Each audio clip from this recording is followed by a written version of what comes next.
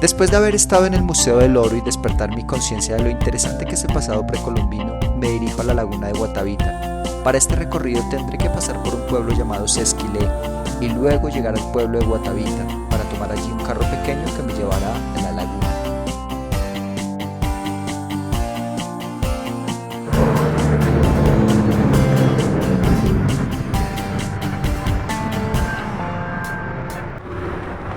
Listo, finalmente estoy en Guatavita.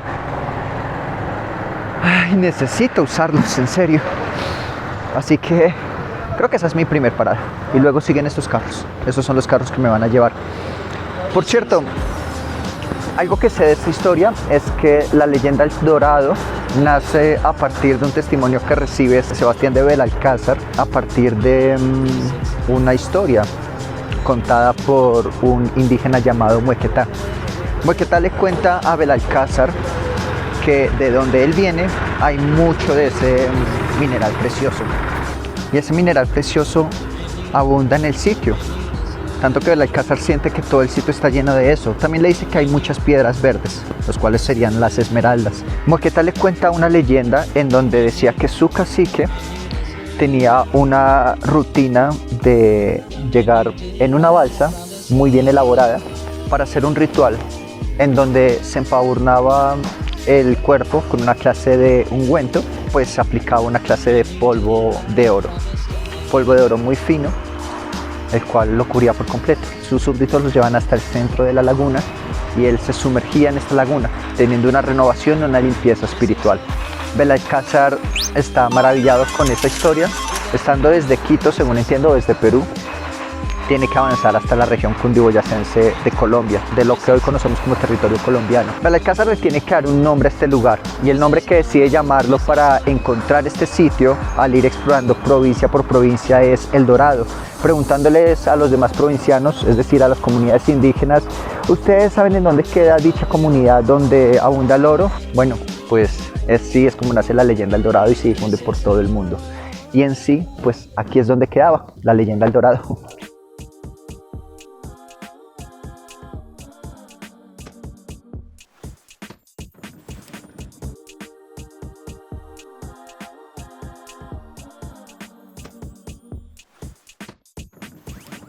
Luego se llega a distorsionar un poco el mito pensando que la ciudad era una ciudad totalmente pavimentada en oro y que todo estaba hecho de oro. Así era la ambición de los españoles. Esto que estoy contando me baso en el libro de un autor llamado Walter Kruikenberg. Walter Kruikenberg también menciona que, de hecho, los españoles tomaban este rito como una ofrenda hacia el demonio. Por lo tanto, pues no había que permitir que, pues en dicha evangelización, entiendo yo, no os lo hice directamente de Kruikenberg, pero entiendo yo que en dicha evangelización no permitirían que se le ofrendara estas piezas elaboradas en oro al demonio. Por lo tanto, habría que tener posesión de ello. Sí, ahora. Imagino yo que esa sería la intencionalidad detrás del discurso.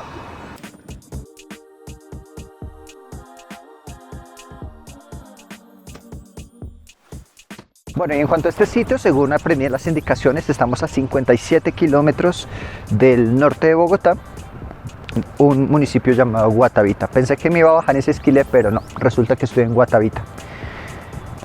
Tengo pocas horas para explorar esto, a las 7:30 sale el bus de acá y entiendo que tendré que tomar un bus blanco que me llevará y me traerá. Así que bueno, antes de eso quiero explorar esto porque está hermosísimo.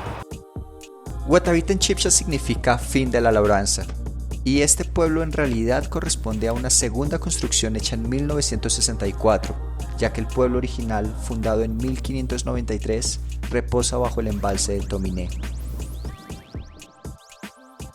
Me impresiona este lugar, está re lindo. Aquí hay un parque.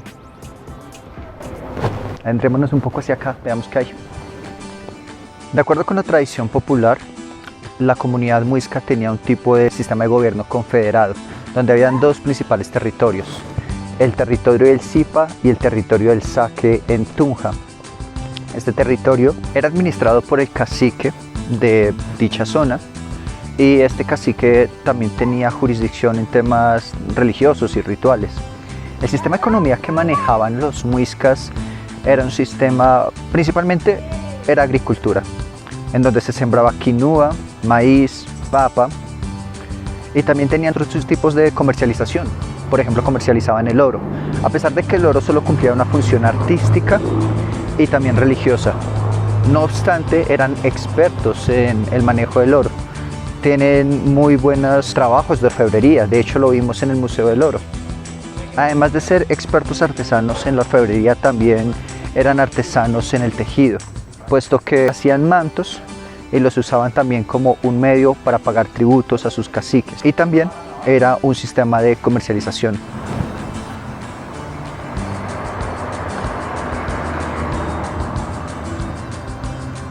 Los muiscas al parecer también sabían de guerra. De hecho, cuando llegaron los españoles, habían ciertas comunidades que entre sí estaban en guerra. A mí me impresiona algo, como al ser un territorio tan amplio, un solo Zipa podía tener control de una zona tan gigantesca, ¿no? Es decir, ¿cuáles eran los medios de transporte que usaban los muiscas y sus medios de comunicación para tener control de toda esta zona? Es una pregunta muy interesante de la cual algunos antropólogos del país darán respuesta. Parte de esta investigación que he hecho me he basado en los aportes de Jorge Gamboa y de Carl Langebeck. Pero al explorar en toda esta historia, aprenderé también que, de hecho, esta es la historia oficial. Pero la historia oficial tiene ciertos errores. Narratológicamente funcionó. De hecho, quien nos dio estos aportes fue Lucas Fernández de Piedrahíta, en una crónica que hizo para el año 1638. O sea, como 100 años después de que los eventos pasaran. Por lo cual él también se estaba basando en las crónicas de alguien más. Las crónicas en las que se basó Piedrahíta, que es la versión que nosotros tenemos, que nos han enseñado en el colegio, y que tal vez enseñamos, no sé, alrededor del mundo, pues es la crónica de Piedrahíta, ¿no? Basada también en la de Pedro Simón, que está 50 años antes, o sea, tampoco corresponde al tiempo en el que pasaron los hechos. Por lo tanto, hay ciertas cosas que descubriremos que de hecho tenemos que reaprender del pasado de nuestros ancestros, podríamos llamarlos. ¿Son nuestros ancestros acaso? No es que cuestione que los indígenas sean nuestros ancestros, es solo que reaprender del pasado indígena implica entender que aún están en el presente, viviendo otra realidad de lo que antes era su tierra de origen.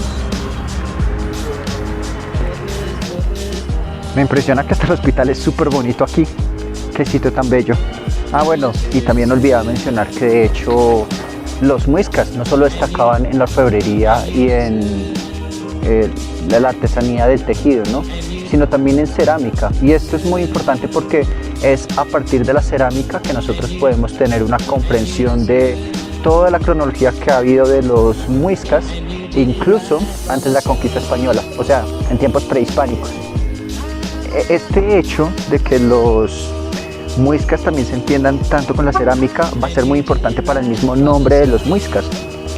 Muisca significa hombre o varón. Y justo por esta definición es que llamarles muiscas a las diferentes comunidades prehispánicas de la sabana bogotana se sigue haciendo, porque de hecho había múltiples comunidades dentro de este territorio y no todas eran lo mismo. El término muisca sirvió más como el mito fundacional del país a partir de las crónicas de Pedro Simón y no como ellos se denominaban a sí mismos. La cerámica sirve para estudiar qué comunidades habitaban la sabana bogotana. El señor que acaba de pasar me acaba de aconsejar que entre a la iglesia porque ya la van a cerrar. Así que vamos acá.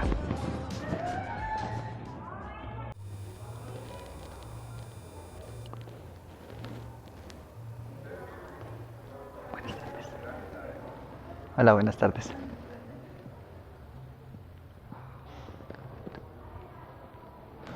Puedo recorrerla, ¿cierto? Sí, sí. Gracias.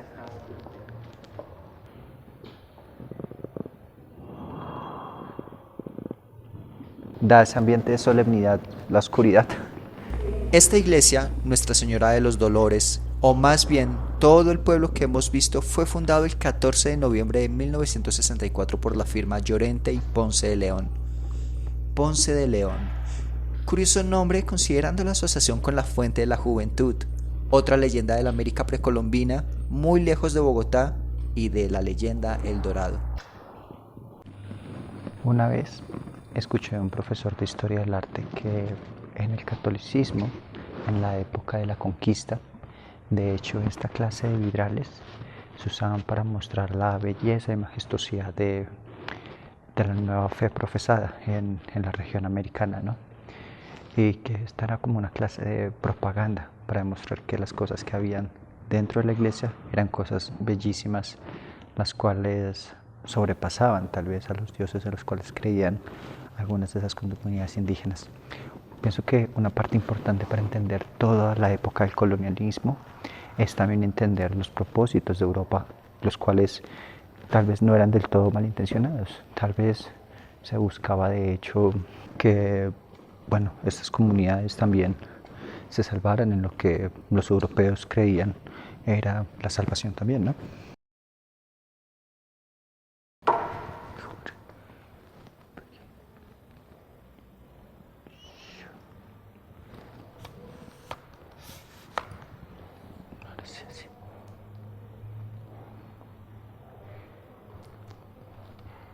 La figura que está atrás mío es la figura icónica del Divino Niño, la cual es una representación religiosa muy relevante aquí en el país, en Colombia. Creo que esta es una de las iglesias más bonitas que yo haya llegado a ver en el país. No conozco mucho de iglesias católicas ni el arte que hay detrás de ella, pero es una iglesia preciosa. Puertas en madera, vidriales de colores, todo está hermosísimo. Muy bello. Y lo que dijo el Señor era verdad. Antes de que cierren la iglesia, valía la pena venir a mirarla. Para entender un poco cómo funcionó la época del colonialismo y también ese pasado indígena del cual nosotros tomamos como propiedad simbólica del país, es importante también entender los intereses europeos y cuáles eran aquellas cosas tal vez negativas, pero también positivas que nos trajeron los europeos a partir de ese encuentro entre dos mundos. Este lugar está bellísimo, Guatavita, incluso todavía no he llegado ni siquiera a la laguna. Tiene una pequeña parte del pueblo, el centro del pueblo me parece que es un lugar precioso. Un aspecto colonial, calles súper limpias. De hecho casi no hay gente y eso la verdad me gusta mucho que casi no haya gente. El día de hoy es viernes, así que no sé si tenga algo que ver con eso.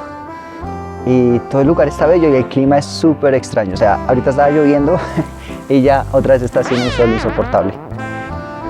Qué lugar tan hermoso, creo que aquí me podría quedar horas y no llegar a la laguna de Guatavita, así que será mejor que me ponga en marcha y que me vaya ya mismo. Pero esta es la zona de comercio. Ok, aquí está la zona de comercio de varias cosas, no sé, supongo que artesanales de Guatavita.